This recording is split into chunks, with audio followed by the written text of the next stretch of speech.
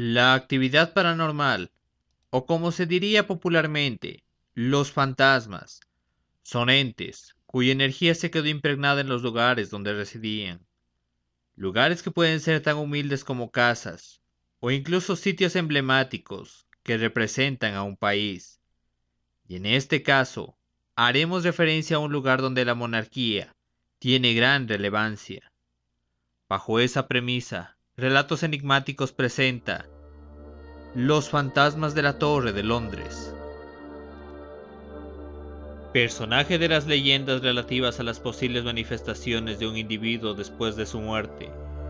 La figura del fantasma se encuentra en todas las tradiciones culturales del mundo. El folclore británico tiene tan integrado al fantasma que el adjetivo encantado llega a la mente apenas se habla de una morada o de un castillo británico. Por supuesto, la más importante de las fortalezas británicas es la Torre de Londres, que cuenta también con un sinnúmero de apariciones célebres. Un guardia en el tribunal. Ana Bolena fue decapitada bajo la acusación de adulterio por un verdugo venido especialmente de Francia el 19 de mayo de 1536. Ejecutada 1000 días después de haber desposado a Enrique VIII, es la segunda de las 6 esposas y la primera víctima del rey, que inspira la siniestra leyenda de Barba Azul. Después de la ejecución, sus restos fueron enterrados furtivamente en la capilla de San Pedro, en la Torre de Londres, donde estuvo recluida. Desde entonces y por siglos, la última aparición habría sido en 1933. Su espectro aparece a intervalos regulares, a veces conduciendo una procesión en la capilla de San Pedro, otras veces sola en distintos lugares de la vieja fortaleza. Una de las manifestaciones más impresionantes de fantasmas se produce, sin embargo, en el invierno de 1864. Una noche, un guardia es encontrado inconsciente. Acusado de haberse quedado dormido en su puesto, debe comparecer frente a un tribunal militar. El hombre relata que al amanecer vio salir de la neblina una silueta blanca. Llevaba un tocado, pero sin cabeza debajo, y se dirigió hacia él. Después de hacer las 3 advertencias de rigor, el soldado se acercó a la silueta. Pero cuando la bayoneta de su fusil la atravesó, un rayo se propagó a lo largo del cañón y fue impactado por un fuerte golpe. Todo esto parecería solo una excusa, de no ser por 2 soldados y un oficial que habrían atestiguado, después de la declaración del acusado, haber visto al espectro por una ventana.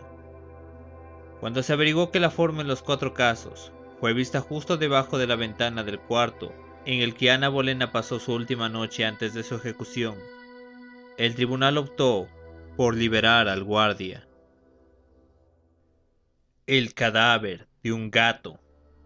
El dilatado pasado de la torre como prisión de estado y la calidad de varios de sus detenidos y de las víctimas ejecutadas en ella hacen del edificio, construido por Guillermo el Conquistador a fines del siglo XI, un lugar predilecto de los fantasmas. Grandes damas del reino asesinadas ahí habitarían de esta manera, el edificio paseándose sobre las murallas, por los corredores y atravesando los muros. Por ejemplo, Margaret, condesa de Salisbury, ejecutada en 1541 a la edad de 70 años en terribles circunstancias. El verdugo tuvo que decapitarla 3 veces. Reviviría periódicamente sus últimos momentos ante la vista horrorizada de los guardias, los únicos seres vivos que frecuentan esos lugares durante la noche. Pero también hay fantasmas de hombres que encantan la torre. El fantasma más antiguo es Santo Thomas Becket, asesinado durante una misa en la Catedral de Canterbury en 1170. De él se dice que volvería a visitar la torre, de la que fue gobernador un tiempo. Otro espectro ilustre es el del gran explorador Sir Walter Raleigh, encarcelado por Jacobo I, acusado de complot. Estuvo en prisión desde 1603 hasta 1616.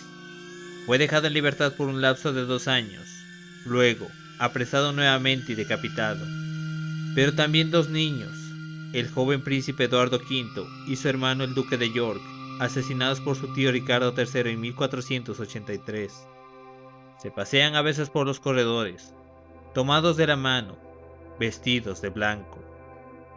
Curiosamente, el torreón de la fortaleza, la Torre Blanca, parece no haber sido encantada por nadie.